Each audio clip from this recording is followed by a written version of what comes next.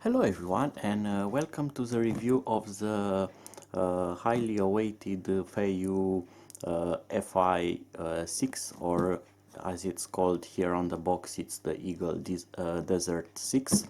It's a 6x6 RC car. It has a brushless motor, and we'll talk about that a bit later. So this is a brand new model from Feiyue. That also brings a lot of new stuff in comparison with the older models. So first thing, besides the 6x6 transmission, is the fact that it comes with a regular servo like on hobby grade cars that uses 3-wire, so you can easily upgrade it or replace it. It has a brushless motor and a brushless ESC, and has a lot of goodies, such as a programmable ESC, various functioning modes on the transmitter, and the motor. It's an Outrunner motor, which means that it doesn't have a internal rotor. Actually, the external case of the motor rotates. That's why it's called an Outrunner. This type of motor is mostly used on quadcopters or drones, and they provide better efficiency and higher torque in regard to normal in-runner motors. But they also have a issue: they are not protected, they cannot be protected, and that means that dirt can easily enter into the motor. And to further demonstrate use the Outrunner motor principle, this is an Outrunner. As you can see, the wiring is stationary inside, and the magnets are on the other casing of the motor, and this spins or drives the load. On in-runner motors, you have of course stationary coils, but on the outside of the motor, and the internal rotor shaft has small magnets inside. So having a larger motor casing that is actioned by the magnetic field provides a lot more torque and efficiency than having a small in-runner shaft, magnetic shaft. Alright, so let's see what we get in the box. So this is probably the transmitter. Not the best idea to ship it like that, and you can see why. So this has some scuffs already on it, so it has somehow been in contact with the car inside. I'm gonna get the foam out, and the car is held to this cardboard. Alright, so let's see what else we get in the box. We get some additional parts here. I see some gears, small spanner, some hex keys, some plastic parts, some additional screws, and some weird looking tiny keys, and of course a manual, probably a manual because it's kind of thick. And we also get something in Chinese and on English. It's about programming the ESC, and it shows us the basic wiring, the receiver. It has two LED light outputs besides steering and ESC. The steering, the ESC seems to be programmable. Yes, you can set some parameters to it. You can set punch, you can set working mode, forward with brake, forward backward with brake, and rock crawler mode. Interesting. You can set proportional ABS brake function. Alright, so that's nice. And this is about the remote control, which has some thing here for switching the throttle mode and braking mode. And here's the strange looking key. So the transmitter has here an opening, and you insert the key and there's a label. You can switch. Oh, interesting.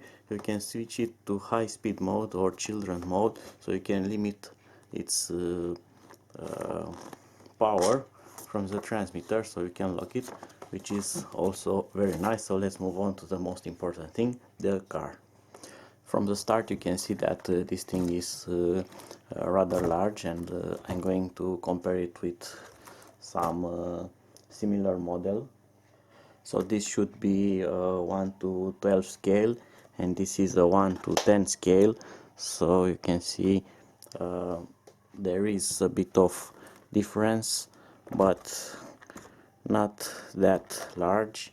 Of course there is some size, some details that are larger on this model, but not very far from the Feiyue. So this is a WL Toys, you've seen this on my review.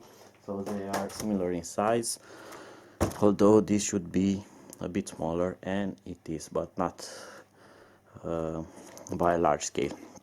So it comes with a Lipo battery and a huge tray. The battery is rated for 3000 milliamps. It's a 2-cell Lipo, 33 discharge rate, and you can see it comes with even a foam padding, and the battery tray is huge, and it has this thing here. I don't know if it's only for cosmetic use or you can take it out. You can unclip it from here, but you can carry sand with it. I don't know. At least it takes large batteries. If you also take a look at these lights, you will see that they are fake. They don't have any kind of wires or LEDs, but they do have holes in them, so you can fit your own LEDs and do some wiring and wire them to the receiver. The same applies for the headlights. You have here special places for adding headlights, and of course they have a LED stopper here on the back, so if you push an LED through this hole here, it will lock into place. I believe that 5mm LEDs should fit and lock in that position, so they will look nice. You can add your own lights and colors and style, which is very nice. Moving on further now, let's take a quick look at the wheels. So they are hollow tires, very soft, and they have a venting hole through them, so they can deform easily, and they use beadlocks, so the tire is not glued to the rim, but there are functional screws here. They are not design screws, so if you untighten all these screws around, the rim will separate and you can take the tire out, and the rim inside looks to be made from aluminium. Yes, it's aluminium, it's not plastic, so they should provide some nice resistance. And they also have a hex in there, but I don't know if it's an exchangeable hex or the hex is built into the rim itself. So this is the complicated 6x6 drive and suspension combination here. So you can see it has some really interesting wishbones, and the suspension can work independently, which is very nice, and it can provide a lot of flex.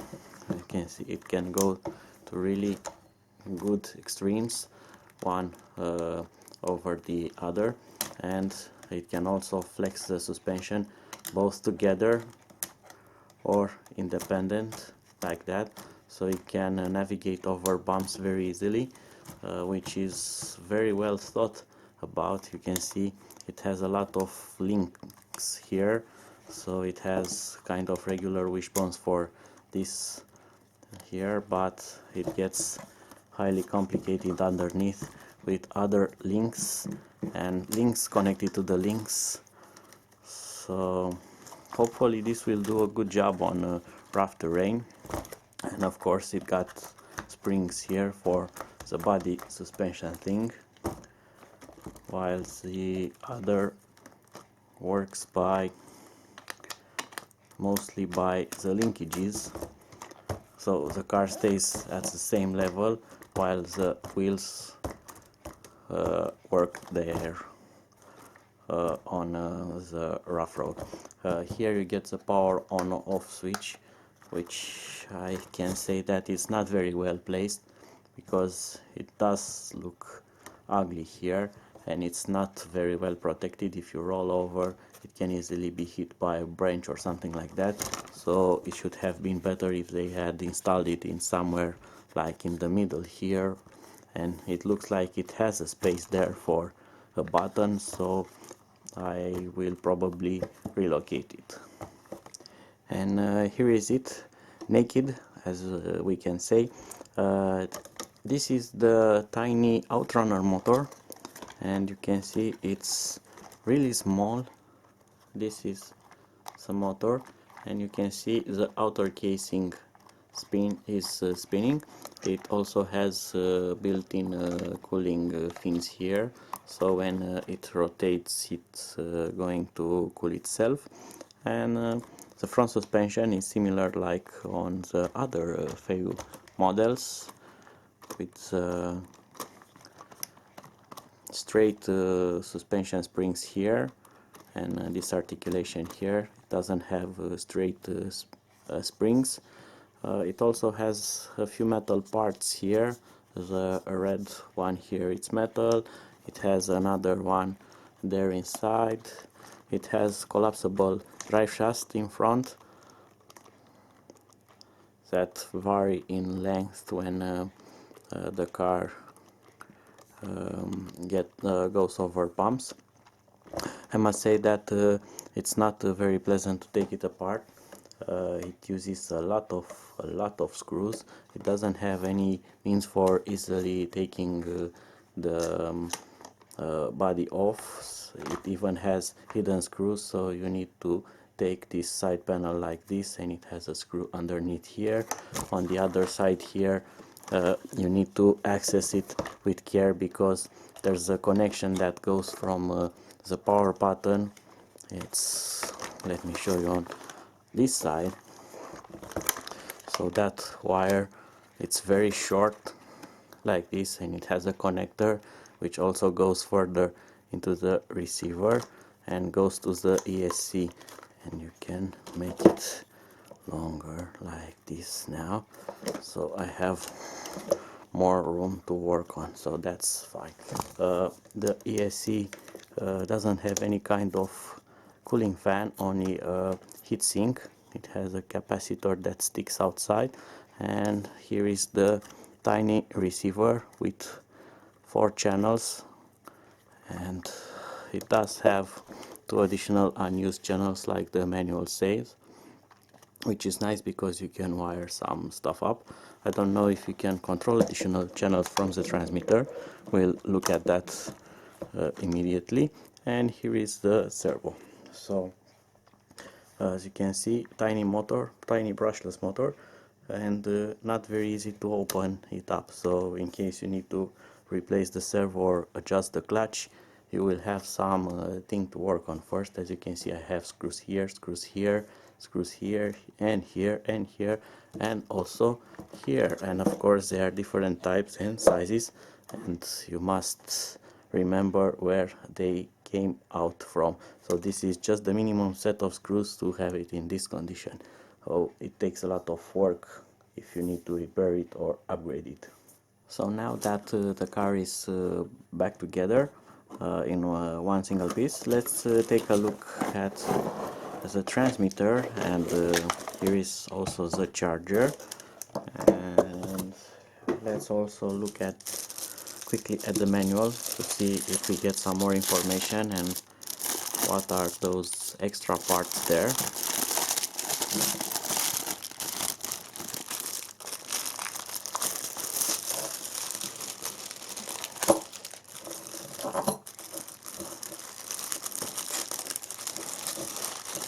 And there we go. I don't know what these are, at least not now. There are some screws there. I'm going to have to figure out what these do. And we get a metal wrench, a tiny motor screw, and we get some extra pinions. I wonder if they are different. And nope, they seem to be no, they are different in size. So you get one smaller pinion and one larger pinion. I don't know if they are labeled or not. Oh, they are. So this one is a 12T and this one is a 2040. So you have a 12 and 2040, but this does not look, no, this is a 22 and a 24 tooth pinion. So you can change the pinion, which is nice, and they include them. I don't know what's installed on the car, but it's nice that you get the chance to change it. So let's see what we get here. So Chinese, and then we have Chinese and English. So it shows us various things about the ESC and the transmitter. Alright, and of course we get the exploded view of the car parts, which is useful for repairing it and searching for spare parts. And yes, at the end we have all the screws and so on. So here are my extra parts, as I recognize this. So it's 6 former stands, alright, as you say. So it looks like those parts are from the rear suspension. And I also have, so I got this set here and something else from here. I'm going to figure this out some other time. So probably they are just replacement parts, thing that may be broken easily. We'll see about that. So the manual is over. What I really like about this transmitter, which it's a bit large, a bit too large for a pistol grip, but alright, let's use it that way. You can always replace it with your own transmitter. But what I like about it is the fact that you can change it from right hand to left hand, so it's easy to control without other modifications, very easy. And it has some switches which are needed to be investigated. It does have regular steering trim and steering dual rates. It has this switch here, which, as you can see, moves the trigger, and this is more of a manual adjustment. So here you have 60% throttle, 30% brake, and here you have 60% throttle and 50% brake. And this tiny button here should switch from left hand to right hand, because there are not only two there is not only one potentiometer inside for steering, there are actually two, and they work independently. So from this switch here you switch the side which you want to use. So that's about the transmitter. And here is the key thing, the locking thing, which you get a big warning that it's for locking the car speed. Alright, I hate this type of labels that simply do not come off. So that's a good idea made bad. So let's put a cover which you cannot take off, and it's in green position and it's on child mode now. So with this tiny key here, you are going to select red mode here, which is high-speed mode, or switch back to children mode. A nice idea, but we'll see if it's a good idea after all. Before ending this first part of the review, which covered hopefully most about the technical aspects of the car, I'm going to do a quick test to see how this sounds and if it works or not out of the box. So this will be the first start.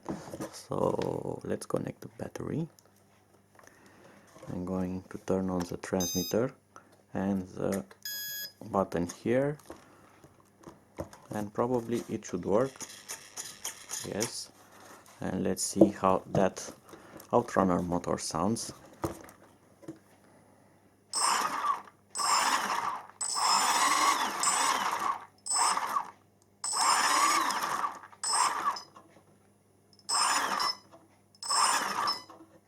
As you can see, it definitely has another type of sound, not the regular one, and it's very quiet. It's not that noisy, especially not as noisy as brushed motors, but definitely quieter than in-runner motors. We'll see how good this motor will be. As I've told you, Outrunner motors are not friends with dirt, so probably if you are going to run this through mud or something like that, all that is going to enter the motor, and it will run over the wires there, and it will be a rather ugly mess, so it could be a weak point. We'll see about that. So I'm ending here the first part of the review because this is getting way too longer, and soon I'm going to add a second part video, of course with it running outside as it's supposed to do. So be sure to follow my channel. Soon I'm going to upload that part also, and until then, bye bye.